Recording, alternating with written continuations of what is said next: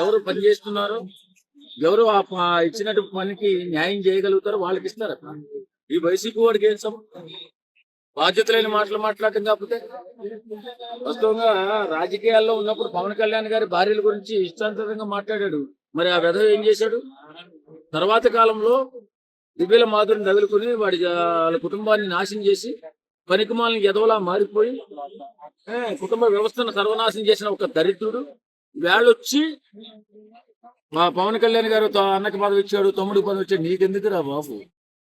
మీ నాయకుడు నిన్ను గెంటేశాడు, ఇంకా బుద్ధి రాలేదు. ఏదో బ్రతికేటప్పుడు కొంచెం నాగరికతగా, మంచిగా, మానవత్వంగా నాయకుడు అనేవాడు మీ నాయకత్వ లక్షణాలు చూపించాలంటే మనిషిని మనిషిగా గౌరవించడం నేర్చుకోండి. ఫస్ట్ మనిషిని మనిషిగా గౌరవించడం నేర్చుకోవాలా, సమాజాన్ని గౌరవించడం నేర్చుకోవాలా, సమాజ సేవ చేయాలనే ఆలోచనతో మాట్లాడటం నేర్చుకోవాలా. ప్రతి యదవ వచ్చి నాగబాబు గారికి ఎందుకు ఇచ్చారు, దీనికి వాళ్ళ ఇష్టమే, వాళ్ళ అంతర్గత వ్యవహారం అది.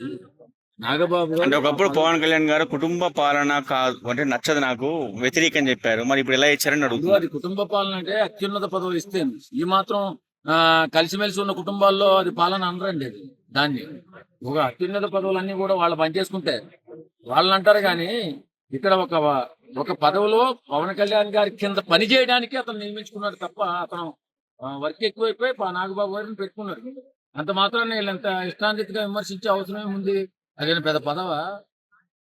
కాబట్టి నేనేమంటానంటే రాజకీయాలు అనేది సంస్కారవంతంగా, నీతివంతంగా ఉండాలి. దువ్వాడ శ్రీనివాసు, దిబ్బలి శ్రీనివాసు, దువ్వాడ శ్రీనివాసు నాకు అర్థం కాదు. మారిపోయాడు ఇంతకుముందు.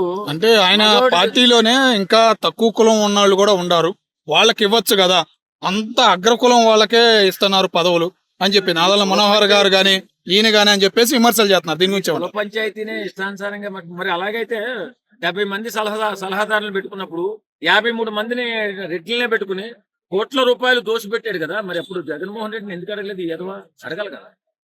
అడగకుండా ఈవేళ వచ్చి పవన్ కళ్యాణ్ గారిని అడిగే హక్కు ఎలా వస్తుంది? ఒకసారి మీరు తప్పు చేసినప్పుడు ఆ తప్పుని మీరు తప్పని చెప్పనప్పుడు మీకు తప్పు ఈవేళ జరిగిన దాన్ని మీరు మాట్లాడే హక్కు ఉండదు. అది గుర్తుపెట్టుకుని గౌరవించడానికి పవన్ కళ్యాణ్కి వినాయకుడికి పోలుస్తారండి. పవన్ కళ్యాణ్ ఇష్టానురీతిగా మాట్లాడిన వెదవాడు వీడు. ఈ దివ్యల శ్రీనివాసే, దువ్వాడ శ్రీనివాస్ కదా, దివ్యల శ్రీనివాస్. ఇంతకుముందు మగాడి పేరు ఉండేది, ఇంటి పేరు. ఈవేళ వీడు వచ్చి రివర్స్ చేశాడు. దివ్యల శ్రీనివాసే వాడు దువ్వాడ శ్రీనివాస్. కాబట్టి అలాంటి దరిద్రుడి మాటలు మనం పట్టించుకోవాల్సిన అవసరం లేదు. చక్కగా ఆనందంగా ప్రజలంతా కూడా అద్భుతంగా పనిచేస్తుందని చెప్పి 20 ఏళ్ళు పొగుడుతున్నారు పవన్ కళ్యాణ్ గారిని. కాబట్టి పవన్ కళ్యాణ్ గారిని ఎవరన్నా అంటే మాత్రం ఊరుకునే సమస్య లేదు. ఖచ్చితంగా మీ పని మీరు చూసుకోండి. మీ కార్యకర్తల్ని, మీ నాయకులు తప్పులు 100 ఉన్నాయి. మీరు ఒక్కటి కానీ చెప్పారంటే 100 చెప్పేస్తాం మేము. కాబట్టి మీ పార్టీ మరుగున పడిపోకుండా ఉండాలంటే మా పార్టీని విమర్శించకుండా ఉంటే బాగుంటుంది.